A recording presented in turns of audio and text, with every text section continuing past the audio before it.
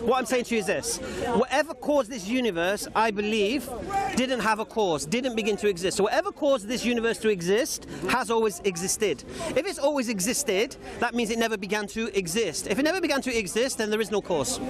Hence the term uncaused cause.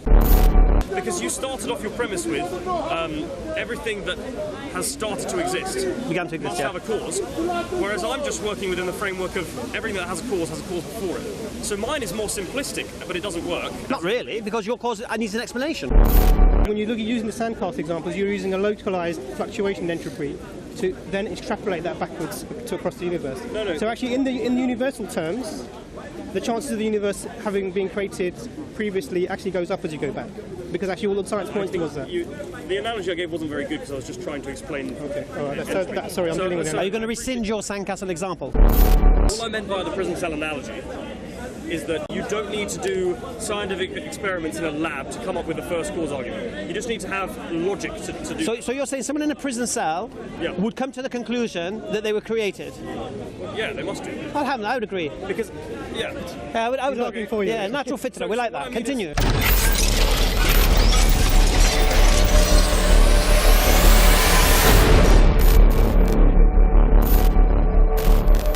The DNA test. Right. If I did a DNA test, that would be proof. Right. Right now, all I can give you is testimony. All I can give you is my wife's character and all of these things to know that they're my daughters. Right. Do you understand? So a belief isn't necessarily unicorns and spaghetti monsters. Yeah. So belief is a result of reason. So I believe a creator exists. Yeah. And I have reasons to support why I believe that. Yeah. I can't prove to you, and I would never make the claim that a creator exists. Because if I say a creator exists, I'm required to prove it, because I'm making a claim. Mm-hmm. Now, would you say do you believe a creator exists? I'm sure. Right. So you don't know if a creator exists, or you don't believe a creator exists. What would you say? I don't know. You don't know. Now, the reason why you don't know is because I'm assuming you're using the scientific method to understand things. Observation and all that. I'm not particularly enlightened kind of thinker myself. But. So if you were seeking God's presence or God's existence, what method or tool are you using? That brings me back to the original question. I don't think that there would be proof in the world. I don't think, if God could, I don't think he would provide 100% scientific proof that he exists, because otherwise I would agree. Belief would not mean anything, because it's like believing 1 + 1 = 2. No one worships the number 2. Because there's 100% proof. Well, I would say that if there was 100% proof of God's existence, so no one was in any doubt, there would be no free will. I would argue that. Yes. Because the idea of belief is what? You've studied the reasons and the propositions that have been put forward, you've analysed them, you've contemplated and reflected upon them, and you've concluded either you accept that or believe that, well, it's on, brother, yeah, or you reject that and don't believe that. So I'm with you, so we kind of agree with each other. I want to pick up on... I'm trying to understand the point of the question. Yeah, it's a bit unusual. I don't mind. You mentioned earlier that... A little bit of Tom Jones, we don't mind. Go on. I like Tom Jones. So you mentioned that... I'll take the example of your daughters. Yeah, go on, use that. You said you don't have... You said that belief is having 0% proof. No, but all you let me reiterate. To believe in something is to accept that something to be true with or without evidence. Okay. So you can believe something with evidence, you can believe something without evidence. I think that I believe you're drawing in the middle, you're saying there's a difference. You either got no evidence or you got all the evidence. No. But for example, your wife's character, for example, that's somewhat evidence, but it's not conclusive. It's just I didn't. What did I say? I didn't say proof, did I? Or evidence? I said reason. Oh yeah, but proof. I'm not giving you proof. To work with the example, so I think the example you gave is very useful. A DNA test is not 100% complete. I would agree. But it's 99.9. I would say that. Very good reason. But I would say this: if, for example, right now I've not had a DNA test yet with my daughters, so right now I can't prove to you that they're my daughters because I need to produce the DNA test. Would you agree? Okay, yeah, go on. How else could I prove those daughters are my daughters without a DNA test? It would only need a DNA test. But this is the thing. So No. How else could I prove to you my daughters are my daughters? I don't think you can prove it, but I want to argue with the word proof. No, but other than DNA test, I agree with the proof. There's other reasons. So you can. No. Reasons is not proof. But a DNA test is just another reason, is it not? No. Okay, if I was to prove my daughters are my daughters, what if it had a DNA test? Would you say that's proof that my daughters are my daughters or not? It's 99.9%. I would agree with you. And I'll be honest with you. The reasons why I believe my daughters are my daughter, I would weigh them stronger than a DNA test. Yeah, so your wife's character might be stronger, 99.99%. but still not proof. Yeah. It's still, you wouldn't say that's... So what is, no, I would say it's reason, as you said. So what would be proof? I would say... Doesn't even exist? No. So what I'm saying is that belief is not like no belief and 100% belief. It's more of a slider. Belief is, I'll explain again to you, acceptance of something to be true with or without evidence. Right. So for example, I said, do you believe I've got a phone in my pocket? You could believe it or not, innit? You could say, I don't believe you. And then I say, well, look, here's my phone. Do you believe me now? You could say, yeah, I believe you. Right. All right. So you believe me now. So a belief doesn't require evidence. So if someone believes something, you can't ask them to prove that something. What you can do is ask them for reasons why they believe that something. Yeah? Yes. So if a Christian says, I believe Jesus is God, I can't ask them prove it. Can I? Ridiculous. You can't prove that to me. I could ask you, why do you believe that? And they'll say, oh, because it says it in the Bible. Why do you believe the Bible? Oh, I believe the Bible's the Word of God. Why do you believe the Bible's the Word of God? Oh, because here in Timothy 2:3-16. Yes. So until we mine it, and we drill down till we get to the bottom. And if the reason why they're believing can be refuted, we can refute that belief as delusion. Because we have evidence against what they're claiming. Yeah? So that's how I would understand the term belief. Yeah, I think it works, but then because you said belief is having something and whether or not you have proof of it. Yeah. So I think the one type of religious belief would surely be that you don't have proof of it. Because if no, we didn't mention proof. I didn't mention proof. No, but you said a belief can. I'm just clarifying the difference between religious belief and believing like no. Things like a religious belief that man landed on the moon, belief that we evolved from a common ancestor, are all the same. There's no difference. The principle remains the same. You want to believe we evolved from a common ancestor? Tell me why you believe we evolved from a common ancestor. You're going to give me DNA, you're going to give me fossil record, then I'm going to say to you, well, there's 5 different models of evolution, and each one used the same data. So they've got the same data, fossil record, DNA, 5 conclusions. Yeah? Okay, cool. So it's still not proof. But you can explain to me why you believe this is the way, and you give me the reasons for that. Do you get it? So, do you believe man landed on the moon? Yeah. Why do you believe that? Well, we're told in history that Neil Armstrong and Buzz Aldrin and all that, it was on the TV. That's why you believe. That's sound reason. Unless someone can prove man didn't land on the moon, you can accept that reason. I still think it's a different kind of belief. Not same. Yeah. Tell me why. I'd love a coffee. Tell me why you think I'm wrong. Why? Because the principle is the same. I'll give you my example. Oh, you're going to tell me why? Sorry. So I would say that if you ask, like, why do we have a universal common ancestor, and someone would cite to you different scientific,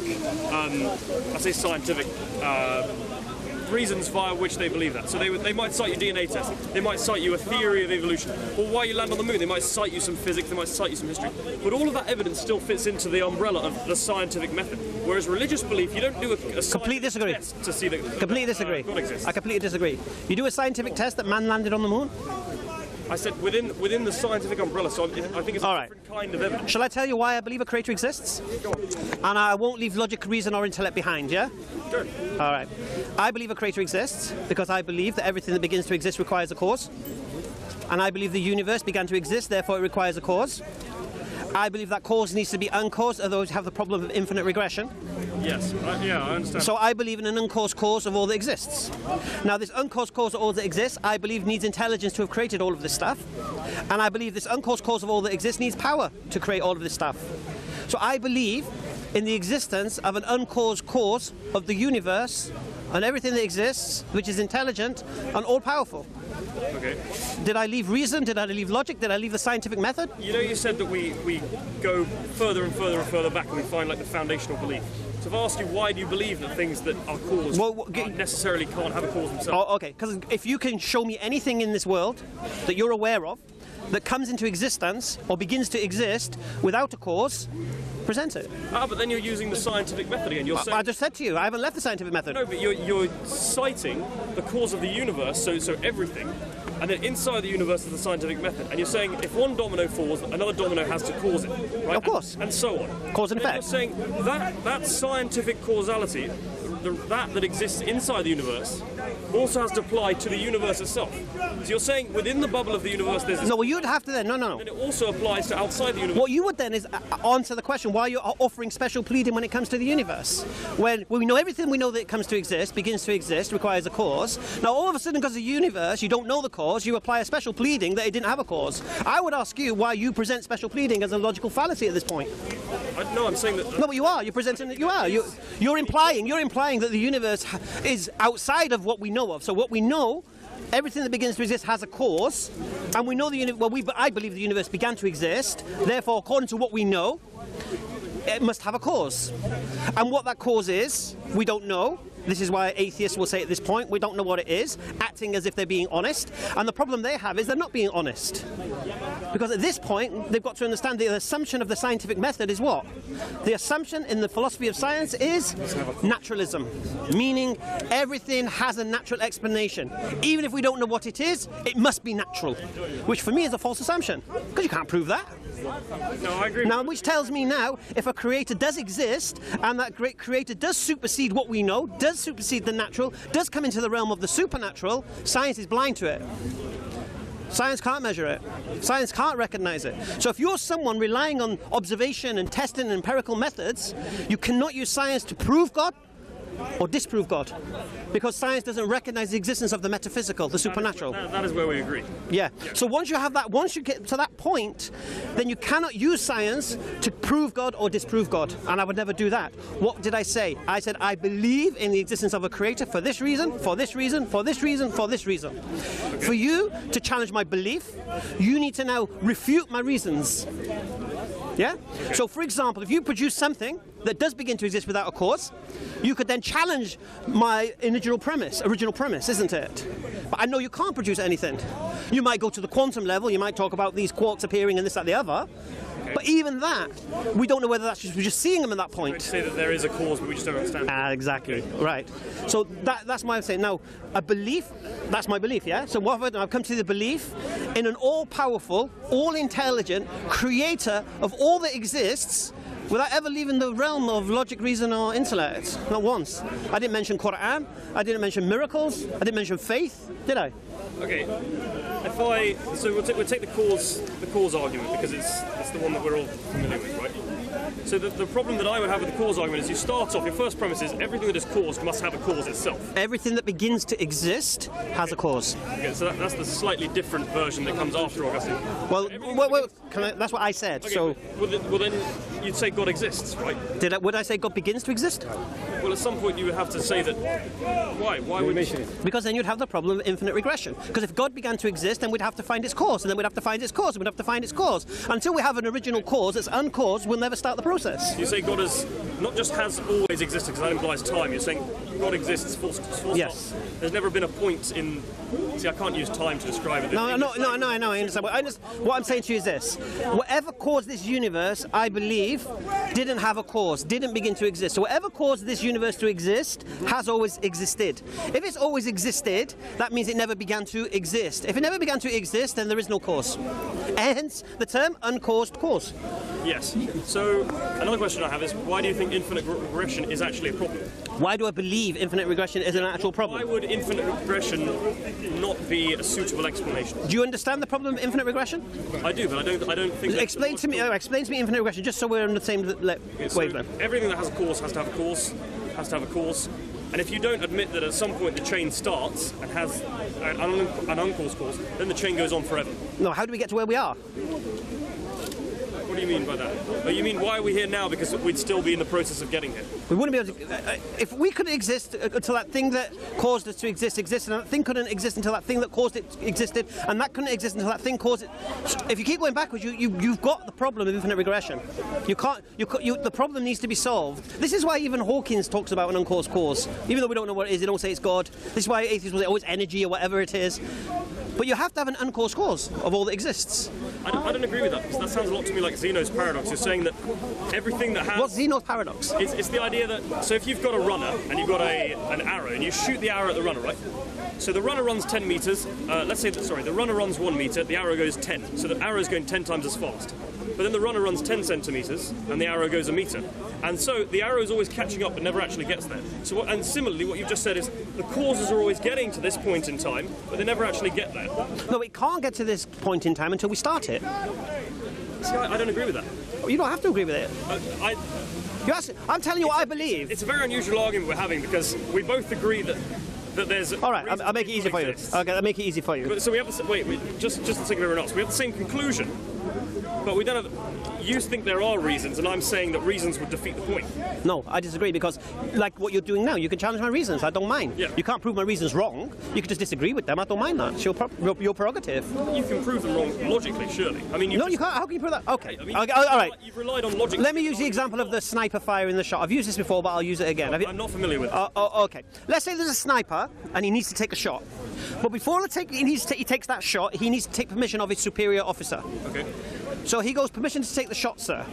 Before the superior officer can give permission to take that shot, he needs to take permission from his superior officer. Mm-hmm. Yeah? And so forth. If everyone keeps seeking permission and we don't have somebody to say, take the shot, the sniper will never take the shot, will he? Yeah, I agree. Right. So imagine the Big Bang, if you like. Yeah? If the creator requires a cause to get to where we are, yeah? Then until we have a start point, yeah, even if you want to go 5 creators back if you like, yeah, but there has to be at some point an uncaused cause that started the lot. And that cause is what we call God, Allah, the creator, whatever you wish to use. Okay. Now, using Occam's razor, we can remove all these little gods in between because we want the creator. Yep. You understand? Mm-hmm. So that's why I would say the problem of infinite regression cannot be solved. I don't believe. If you can solve it, solve it.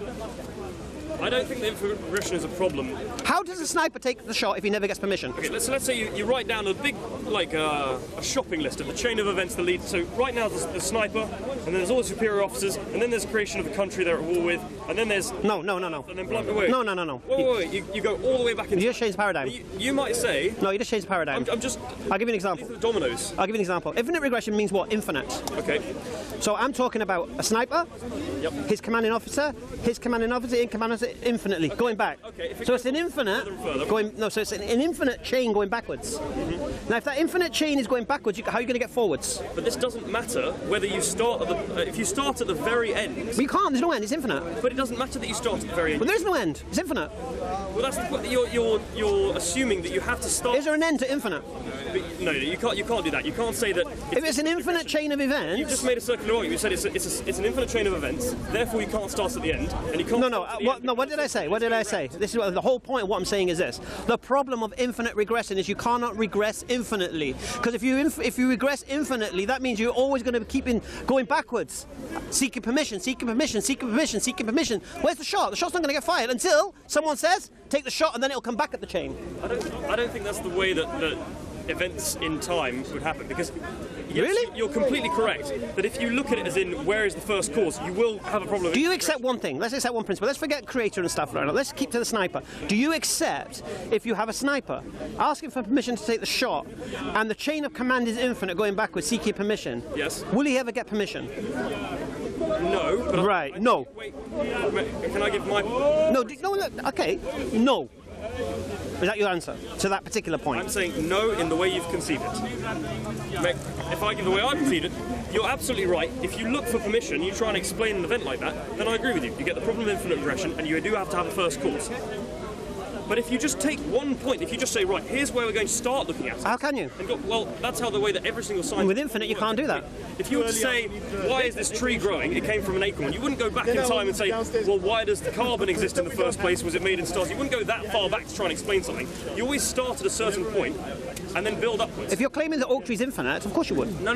What I mean is that when you're looking for a chain of events and looking for a cause, you don't go far back to the first cause, because the first cause would always be the Big Bang and then God and then... No, because look, whatever cause you go back to, whatever that first cause is for you, has to be uncaused, hence the term first cause. I don't agree. How do you define first cause? The thing that causes the chain of events you're looking at. Right, and what Right, and what caused that? Well, then you're looking at a different chain of events. Why? Okay, again with the tree example, an acorn falls on the ground, right, and then it grows into an oak tree.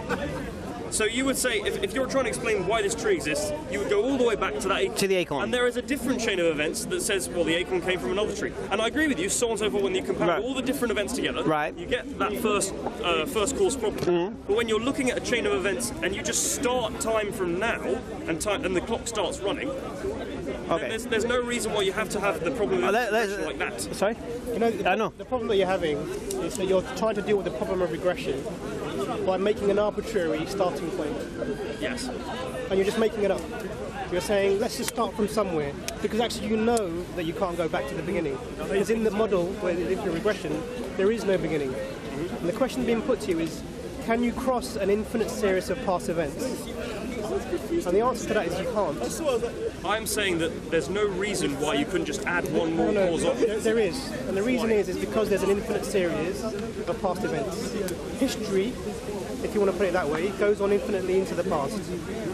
You know that you cannot get to this stage if you're trying to cross an infinite series of events. It's just illogical to do that. I disagree. The reason why I disagree is if you have the list of dominoes, and then you said that domino right at the end has to be caused by God. What's to stop you as a historian from adding another domino and another domino? Because as long as the domino that you add beforehand is okay setting off the next domino, you can just keep adding dominoes. No, because because if the domino that started it had a cause, that's not God for us. Okay, so that's not our start point. The difference in our thinking is you're looking for an explanation of the entire chain, and I'm looking for an explanation of just the last event that happened. So the reason, because you're, it's just, I don't think we're arguing. I don't even necessarily disagree, it's just we're conceiving of it differently. So I'll try and explain like this. You're saying there's the entire chain and it must have a start, and that's God, right? Whereas I'm saying, if I'm trying to explain the chain from this point, there's nothing wrong logically with me saying, well, there's another one, and there's another one, and I keep going back. And then how far back do you go until God exists? Well, I don't think you would have to admit it. No, but then Occam's razor would kick in here then and say, well, why are you making things so complicated? Just get to the first cause. Why are you going? Forget whatever's in between. Regardless of whether you think Occam's razor is a good method to use in an argument, I don't think Occam's razor. You don't think so? I don't think your argument is the one that would be supportive of Occam's razor. Why not? Because you started off your premise with everything that has started to exist began to exist, must have a cause, whereas I'm just working within the framework of everything that has a cause before it. So mine is more simplistic, but it doesn't work. Not really, because your cause needs an explanation. No, what I mean is that all the events that happen in my idea of history work with the exact same physics. It's just there's something that happened, and there's. Oh, okay, I'll make it easy for you. Whereas yours has got a slightly different. I'll make it easy for you. Creation exists, we believe. Creation couldn't exist without a creator. Yeah. If that creator wasn't created, say that creator was created, yeah? Okay. Whilst it wasn't created, this creation couldn't exist, yeah? It would need to be created. But that creator needs that creator for it to exist, yeah? So if that creator didn't exist, that creator wouldn't exist and we wouldn't exist, yeah? Yes. So then that creator needs a creator as well. So we go back again. Now if that creator exists, then them three creators can exist and the creation can exist. If that creator doesn't exist, yeah? But we're going backwards here, so we're going backwards all the way, infinitely. You can keep going backwards. No, but you can't, because you're never going to get the original creator. But this is the problem. So you're assuming that you need to the chain has to stop at some point. Where are you getting this idea that the chain? Infinite regression. The thing is, you're answering two different questions. I agree with you. Go on. What the point of the discussion here is the ultimate cause of here. You're not asking that question. You're asking, let's find a cause and be satisfied with whatever answer we come up with. And that's not the discussion being had here. We're talking about the ultimate cause of everything that exists. You want to arbitrarily stop the cause somewhere because you know the inevitable conclusion is that you cannot traverse an infinite series of past events. That's inevitable in infinite regression. So, in a way to make yourself, I'm not belittling you, to make yourself feel better. I know, You're starting it from somewhere because you want to explain things as we know them. But what you're not dealing is dealing with the ultimate question, and this is the ultimate question, the existence of something that's uncaused that started everything, the chain.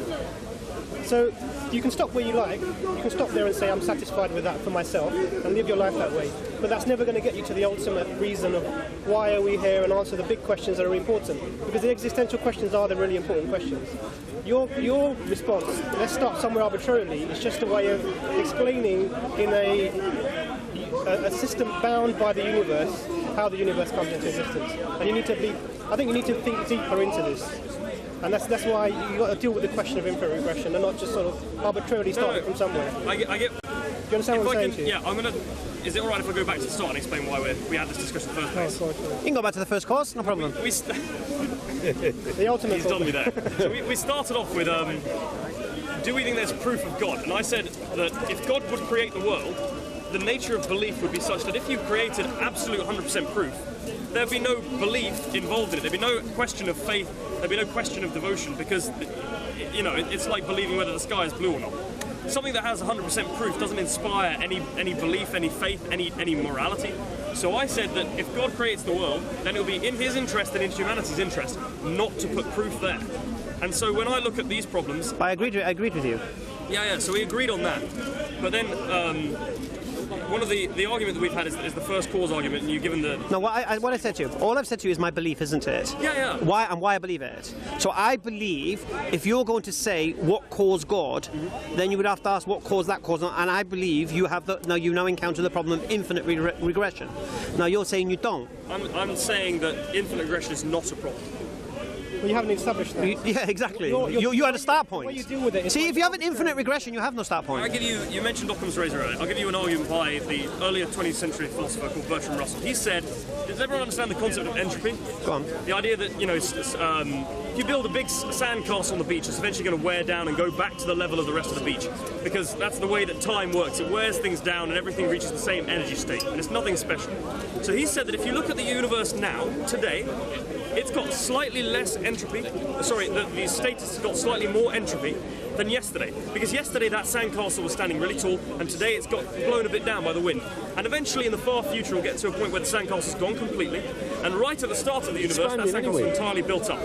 So if you were to compare the 2 days, today and yesterday, today has more entropy, it's closer to the final end of the universe, and yesterday has less entropy, it's further away. Then the chances... Wait, the doctor spoke 1 second. The chances of the universe starting to exist yesterday are lower than if they start to exist today. So there is more probability that the universe has started to exist today, when we all woke up and we all have these memories, because that's how the universe was created.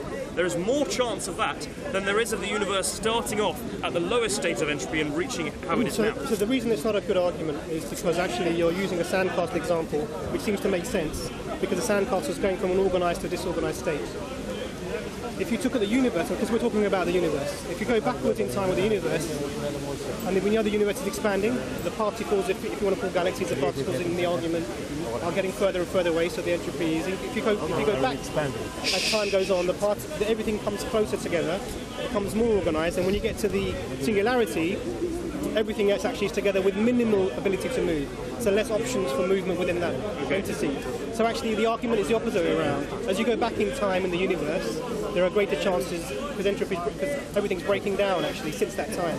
What you're seeing here is a fluctuation in the entropy in a certain area, and you're thinking that this is a sign that previously... I disagree with that, because the second law of thermodynamics is such that entropy always increases in a closed system. And if the universe is a closed system, then it must be the case that entropy is increasing over time.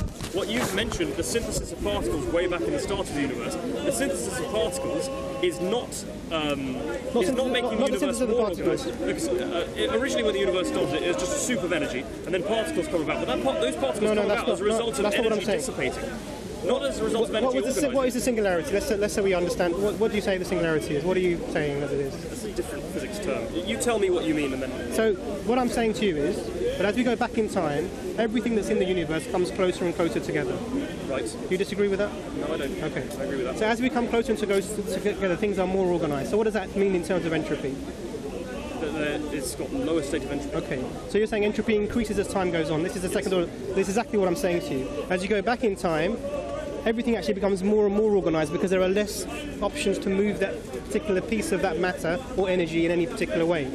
And when you get to singularity, there's maximal organisation and denseness. That's the reason that's not correct, is because you're assuming that when things are further apart and they can't interact with each other, then there's no chance for anything happening. So your sandcastle example. Yep. The sand is compacted together in the shape of a castle. Yeah. That's why you say that when the wind blows, then these particles are further apart the next time. Yep. It's exactly the same example, but you're using an example because something is now was dense and now is becoming less dense. Let's use that term. Mm-hmm. and you're saying that's scattered, and that means that actually the entropy is increasing. Now I'm saying that's how the universe was. So initially it was all singularity, dense, energy, matter, whatever you want to call it, infinite mass, infinite density, essentially nothingness, so however you want to call that. Right. And then there was an explosion, and then all these particles or matter or energy, whatever you want to call it, started to spread out. Okay. So entropy is going up from that point. Yeah, I agree. And in the universe, the entropy has gone up from the beginning. Right. What you're doing here is when you look at using the sandcastle examples, you're using a localized fluctuation in entropy to then extrapolate that backwards to across the universe. No. So actually, in the universal terms, the chances of the universe having been created previously actually goes up as you go back, because actually all the science points towards that. The analogy I gave wasn't very good because I was just trying to explain. Okay, all right. Sorry, I'm dealing with it. Are you going to rescind your sandcastle example? Yeah, I'll rescind my sandcastle. Good man. That's what I was doing. We like that. The sandcastle. Can you bring an example that actually works? If I give it, okay, I'm going to use the sandcastle again. If you put the sandcastle in a box, a glass box, and you just shake the box slightly. So the reason why it's important to have a closed system is because it doesn't have any outside influences on it. Then the sand level over time is going to level out, because particles will slide down and the slight vibration will move it. And the same with the universe. If the universe is a closed bubble, then everything in the universe is eventually going to reach the same energy state. So if you've got running a hot tap in a bath is another classic example of entropy. You run the hot tap, then you've got a hot part of the bath and a cold part of the bath, but over time it all equalizes to become a lukewarm temperature. That's the course of entropy over time, right? So, and the universe will follow the exact same principle. You have some parts of the universe that are extremely hot in the middle of a star, and you have some parts of the universe that are extremely cold on the coldest asteroid. And over time, the energy of the universe will dissipate such that there's the same energy concentration everywhere and nothing else will happen. Because from that point, according to the laws of thermodynamics, there'll be no more interactions between particles, and that's the end of the universe. And what Bertrand Russell said was that there is more probability of us being if you've got like low entropy down here, so the start of the universe, and high entropy over here, so the end of the universe. Bertrand Russell said you're more likely for the universe to be created here when it's almost about to finish than to be created right at the start with maximum entropy and have to go through all of that chain first. I don't personally know whether I agree with that, but that's just an argument for the universe starting arbitrarily today and us all just waking up with memories that didn't actually happen. I don't believe that. You're not claiming that, are you? No, I'm not claiming it. I'm just saying. So why are you bringing it forward? That's the question. It was. Yeah. Just respond you know for when sake you of open response. tabs on Wikipedia and it's just like you end up reading. Be careful with Wikipedia, my friend. Yeah, I know. Be careful, man. Always reference stuff. Who's saying what and why. At least I remember I tried my best. Yeah. All right, let me repeat myself. Go on. Always check what you're reading on Wikipedia before you come to the park and start making claims about it. I read the book on that. Wikipedia was an analogy. Again, no, I have no issue with Wikipedia to search stuff out, but make sure you search stuff out and understand it before you come here and say it, and then act like it's. I know. Yeah, that's so. That's a way of just dealing with the infinite regression by making an arbitrary starting point. Yeah. It doesn't actually deal with the problem. But yes, but it does require more logic to go into why infinite regression doesn't work. So to move the argument on. No, but let's go back to what the whole principle of the argument was. You claimed that a belief in religious understanding or religious teachings, as I have, is somehow different to believing that man evolved from a common ancestor or man landed on the moon and all of this stuff. Okay. What was the reason for that? He said there's a difference in the belief, and I said the principle remains the same. Whatever your belief is, the principle remains the same, but you said no, it's different. So I'm interested to understand what's the difference between the belief man landed on the moon and me believing that Muhammad is a messenger of God. What's the process? What do you think the process is different? How do you think the process is different? See, I believe the principle of what I said to you with regards to belief, accepting something to be true with or without evidence. Yeah, so I can't prove Muhammad was a messenger of God, but I can give you reasons why I believe it.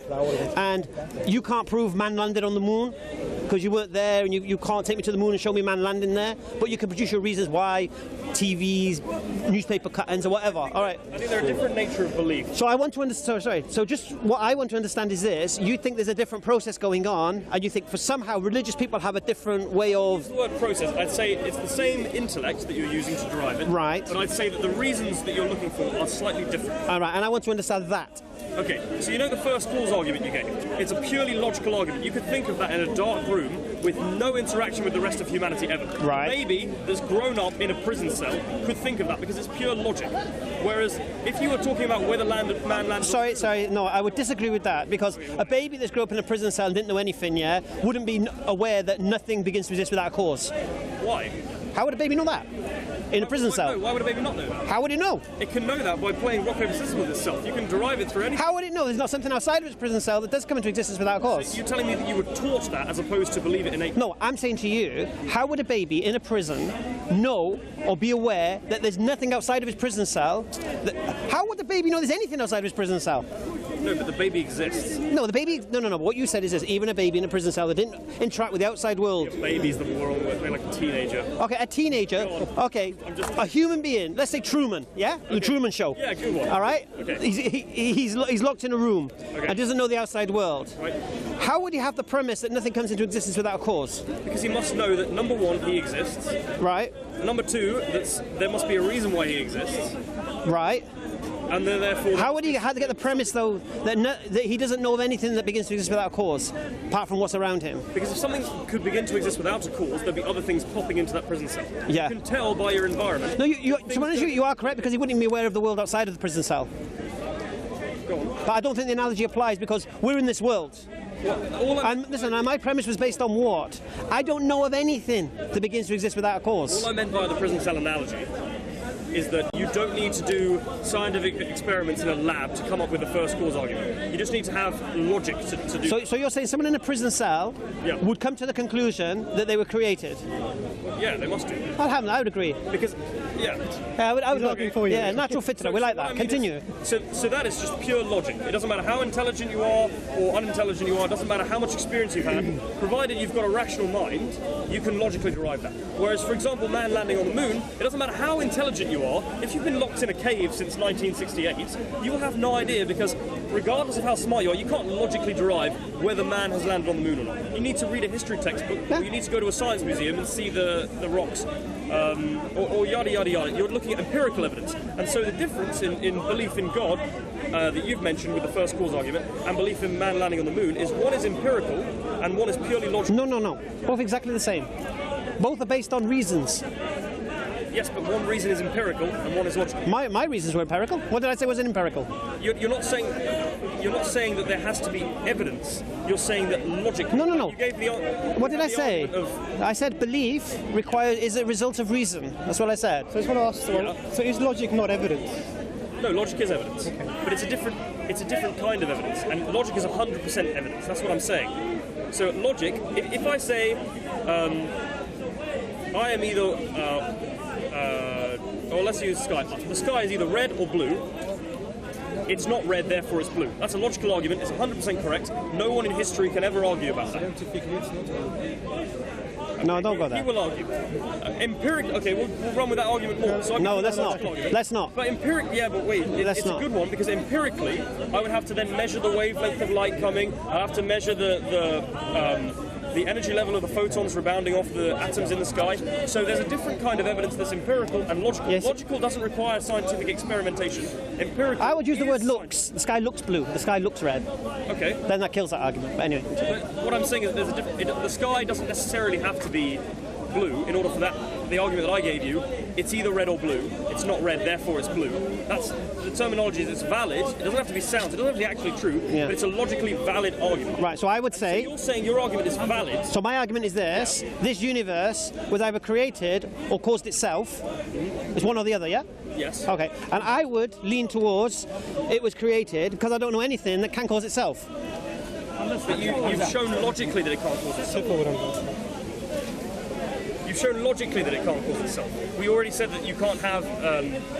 I'm just working with your argument. So you said that it can't start at a random point. Yes. It has to start at the very first cause. Yes. So you've said logically... Yes. ...that there must be the first cause. Whereas the empirical side will go, well, let's measure anything and go out and try and find for 1,000 years something that can't be caused. No, but, do experiments. Well, no one's claiming empiricalism.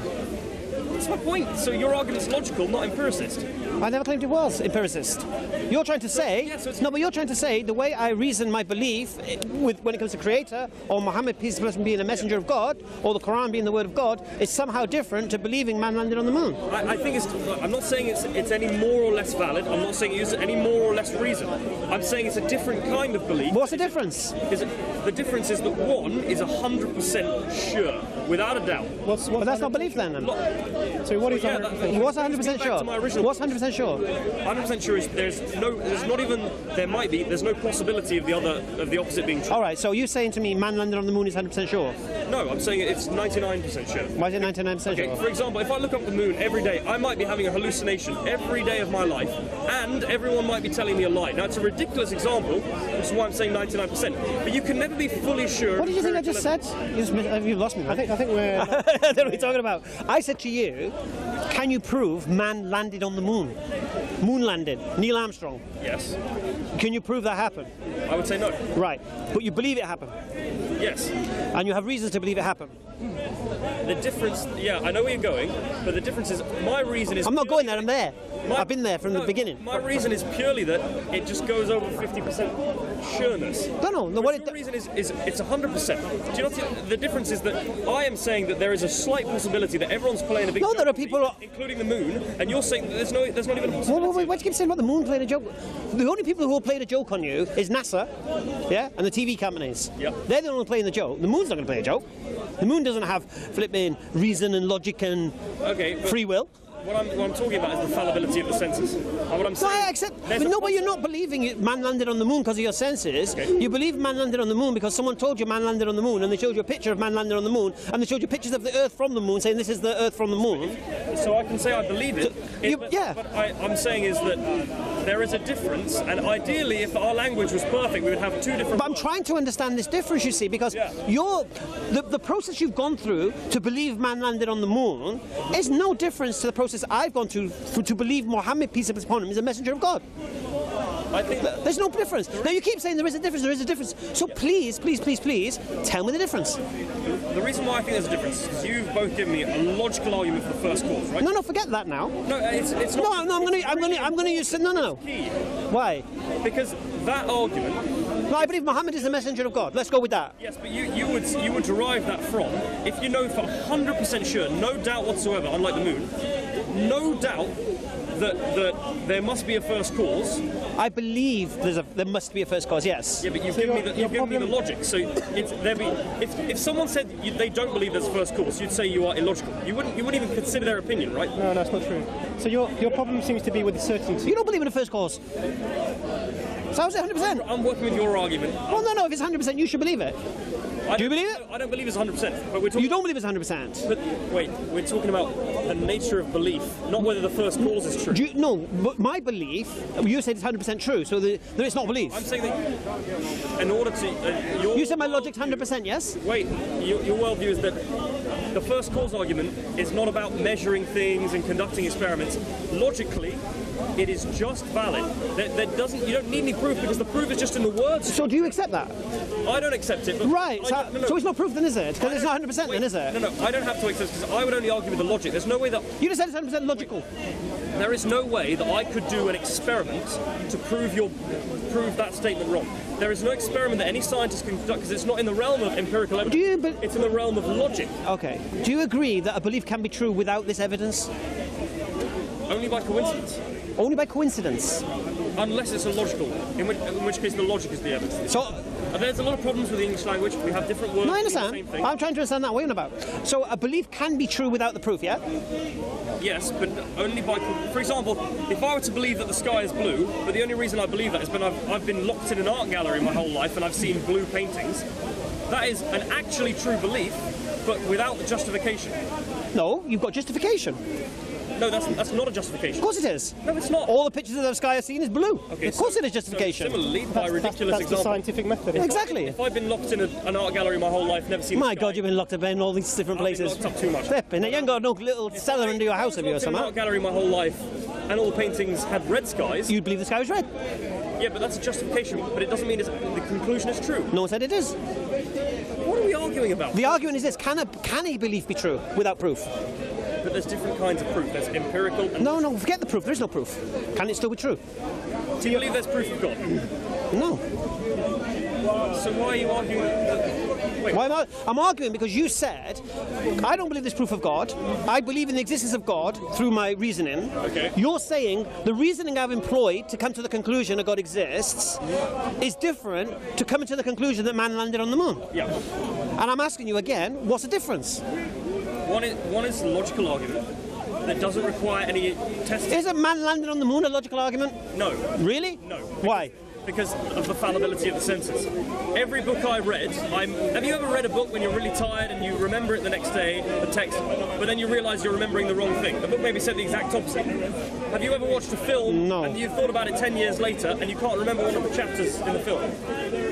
I don't understand. I don't know. Have you ever had a hallucination or a dream? There's no way you can be 100% sure. Okay. You see. I'll make it easy for you. Is this logical? I believe man landed on the moon. Really? Did you? Were you there? No, I wasn't there. Oh, why do you believe man landed on the moon? Well, according to NASA, yeah, they landed on the moon. According to the TV companies of the time, they landed on the moon. According to history, they landed on the moon. According to the testimony of Buzz Aldrin and Neil Armstrong, they landed on the moon. Are you saying it's illogical for me to believe man landed on the moon? I'm saying it's not. Or is it logical? It's not logic. No, I wouldn't use it illogical. So it's not logical to take the testimony of those who claim to walk on the moon, take the testimony of those who claim they sent man to the moon. Don't use the word logical. Say reasonable. If you say it's what's the difference? Yeah, What's the difference? Reasonable is to do with the amount of scrutiny you would exercise in everyday life. But if me believing in a creator is logical as you claimed it is, then you should believe it, unless you're illogical. I don't mean logical, reasonable as in the adjectives. What I mean is one is based on a proof of logic. For example, with the moon... What's the difference? Okay, I'm missing something here. With the moon argument you gave me. Right. You said, do you believe the testimony of the people who land on the moon? The TV No. That's not it. No. Wait. Go on, what did I say? All of them could be lying. Yeah, of course they could. A logical argument lies. You can't lie about the... Go on. It's logically irrefutable that a unicorn has one horn. It's logically irrefutable that a unicorn Please, my friend. Yes. What's your name? Yeah. That's logical. Yes. But empirically, we've got no proof at all. Okay. I agree with you. Yeah, that's where you are. No, the principle is this. If you're going to come to the conclusion man landed on the moon and you wasn't there and you weren't alive when man landed on the moon, then you would use your logic and reason, yeah? And your logic and reason, no? So it's not a question of logic. That's very... I think at this juncture, I need to understand. How do you understand logic? Logic is something that is irrespective of any evidence because it is a system within itself. Logic is, for example, if P then Q, P therefore Q. That's a logical argument. Sorry. Whereas whether we landed on the moon would be, okay, so you can have the testimony of NASA, you can have the testimony of Buzz Aldrin, and you can have the history books and the YouTube videos and documentaries on it, but you still only have 99.9% proof because all of those things could be wrong. And how does that... Because a logical argument Context of discussion. is infallible. It's In the never context of going our to be discussion, what does it matter? Yeah, and in the context of our discussion, how does that apply? I don't get it. in the context of our discussion. Yeah. I'm saying that the first cause argument is a very good example of a pure... Is it 100%? Yeah, it's 100%. So you accept it? No, I'm not saying... So it's not 100% then? Wait, the only way that I would disagree with it is by using other logic. I would never do an experiment... Is it 100%? No, that's not the point. No, is it? Wait, I'm talking about the nature of the belief. We For spoke about you- percentages. No, listen. No, sorry. No, what's your name again? Sorry. Sebastian. Sebastian. Very nice to meet you, man. I'm Darren. Yeah. Listen. When it came to man landing on the moon, you were very quick to give us 99.9% whatever. Yeah. Why won't you give a percentage now for my belief? Because what I am saying, there are options where it could be wrong, and I could use other evidence. So, for example, if everyone believes that man landed on the moon, Right. but I brought you evidence to say that the Apollo 11 rockets couldn't function or couldn't put you into orbit, that would be a reason to doubt the argument. Right. Whereas, and that's empirical evidence. Whereas, the only way I'd be able to refute the first cause argument is by using formal logic. Agreed? Yeah, so I would be... You see the difference perhaps? If I understood the first cause argument right now, I could go and sit in my room for a year, never go outside, never read a book, and I could just think and write down the logical reasons for disagreeing or agreeing with it. Whereas if I wanted to find out whether man landed on the moon, I would have to go to the science museum, I have to go and talk to people, and so the nature of proof in the two different cases is different. One is empirical evidence, and one is pure logic. Logic doesn't require anyone else to believe in it. Logic doesn't require evidence from scientists or from science itself. Whereas landing on the moon requires you to believe in other people. So, just to take this to its seems natural conclusion, me believing in an uncaused cause of everything that exists is logical. That's what I thought. Okay, I'll take that. But you're saying that. That's what you're saying. I'm saying if you believe in the first cause argument, Then it's logical. the nature of your belief is purely logical. Alhamdulillah.